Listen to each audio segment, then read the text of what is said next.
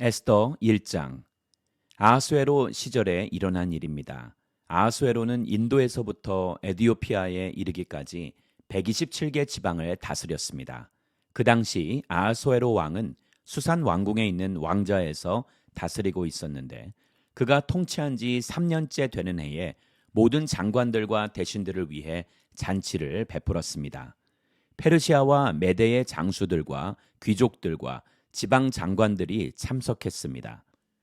그는 180일 내내 자기 왕국의 광대한 부와 영예와 화려한 위엄을 나타냈습니다.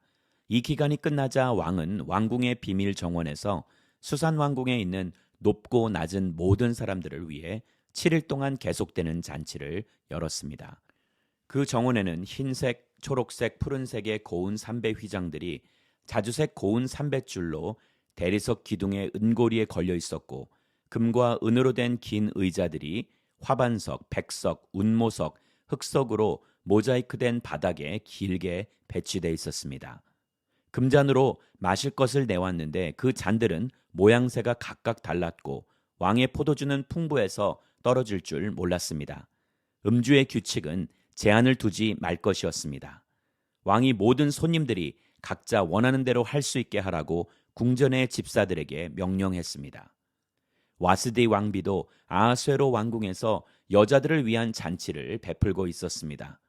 7일째 되는 날 포도주를 거나하게 마신 아하수에로 왕은 기분이 좋아서 아하수에로 왕을 섬기는 7명의 내시, 곧 무흐만, 비스다, 하르보나, 빅다, 아박다, 세달, 가르가스에게 말해 와스디 왕비를 왕관을 쓴 차림으로 왕 앞으로 데려오게 했습니다.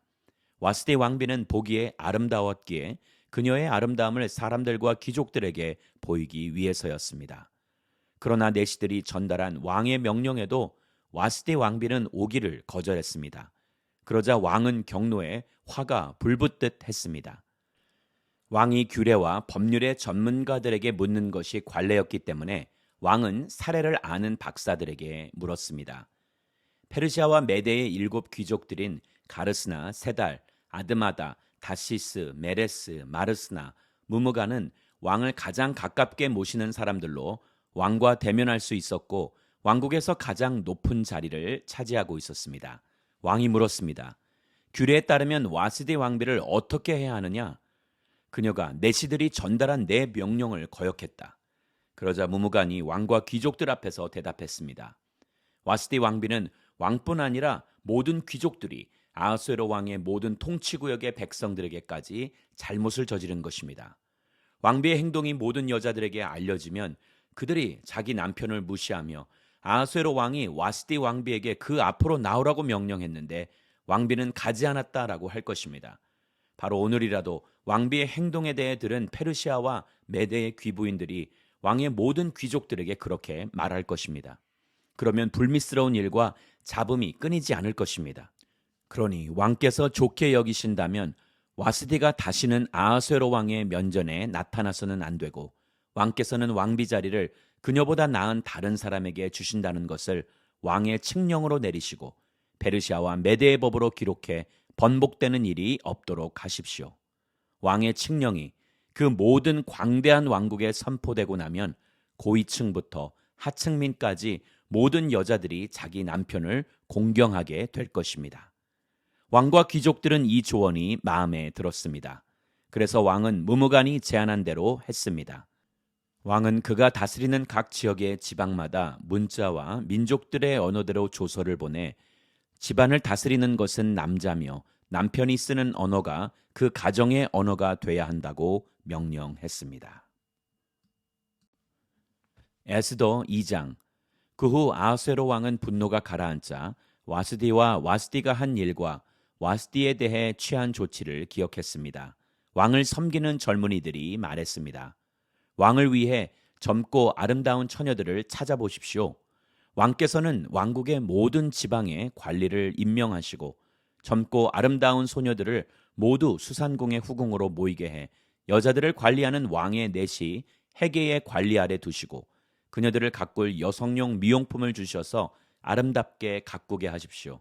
그러고 나서 왕께서 보시기에 마음에 드는 소녀를 와스디를 대신해 왕비로 세우십시오. 왕은 이 조언을 흡족히 여기고 그대로 따랐습니다. 그때 수산 왕궁에 한 유다 사람이 있었는데 그의 이름은 모르드게였고 베냐민 지파 사람으로 기스의 증손이며 시므이의 손자며 야일의 아들이었습니다. 기스는 바벨론 왕 느부갓네살이 예루살렘에서 유다 왕 여호야긴을 포로로 잡아올 때 함께 포로로 잡혀온 사람이었습니다. 모르드게에게는 하닷사 곧 에스더라는 사촌 여동생이 있었습니다. 그녀는 부모가 없어서 모르드게가 기르고 있었습니다. 소녀는 아름답고 사랑스러웠습니다. 부모가 죽자 모르드게가 그녀를 자기 딸로 삼았습니다. 왕의 명령과 칙령이 공포되자 많은 소녀들이 수산 왕궁으로 불려 들어가 헤게의 관리 아래 있게 됐습니다. 에스더도 왕궁으로 이끌려가 여성들을 관리하는 헤게에게 맡겨졌습니다. 헤게는 에스더가 마음에 쏙 들어 특별한 대우를 해주었습니다. 헤게는 에스더에게 신속히 미용품과 특별한 음식을 주었고 왕궁에서 뽑힌 7명의 하녀들을 붙여 후궁에 가장 좋은 곳으로 옮겨 주었습니다. 에스더는 자기의 민족 배경과 집안 배경을 밝히지 않았습니다.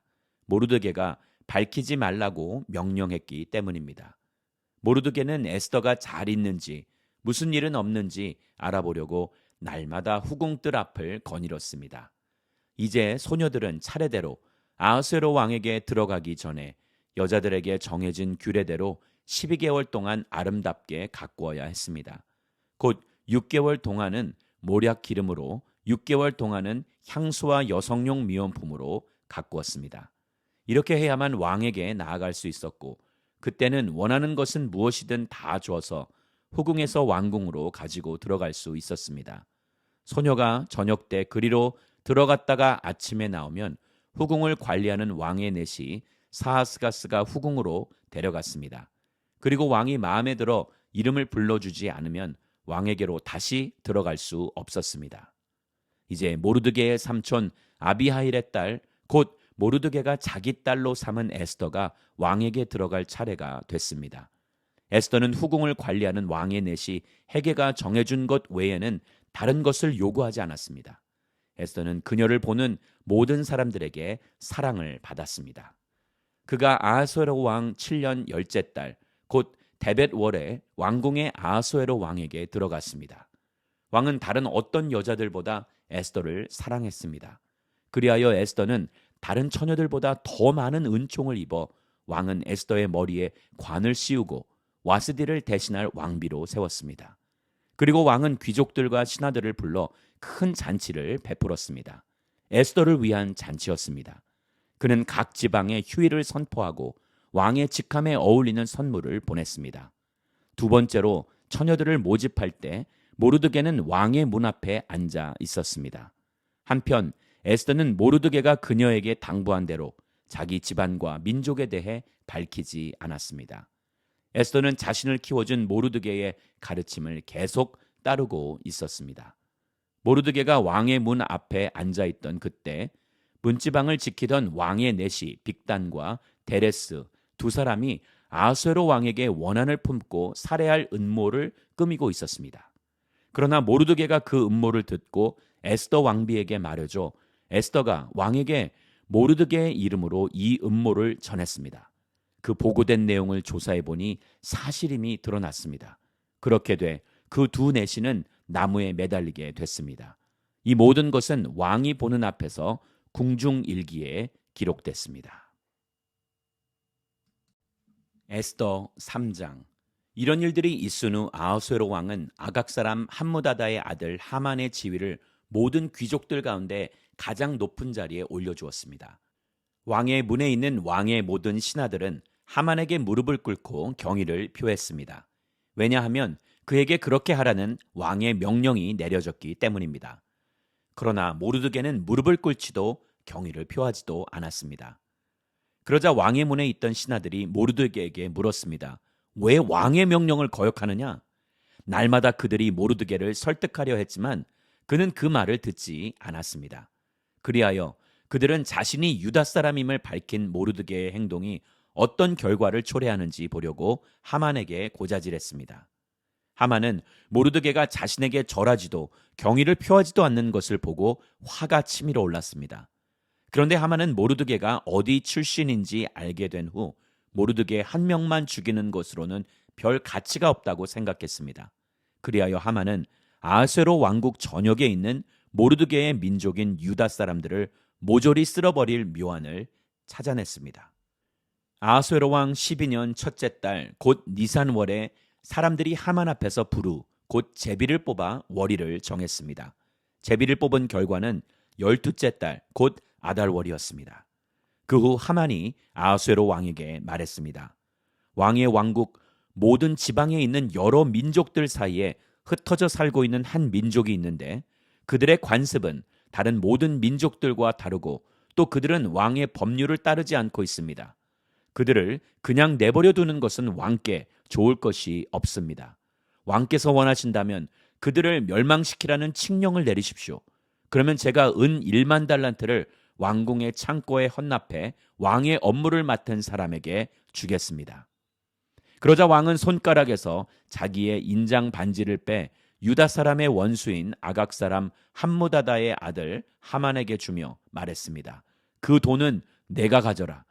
또한 그 민족도 내가 하고 싶은 대로 처리하여라. 그리하여 첫째 달 13일에 왕의 비서관들이 소집됐습니다.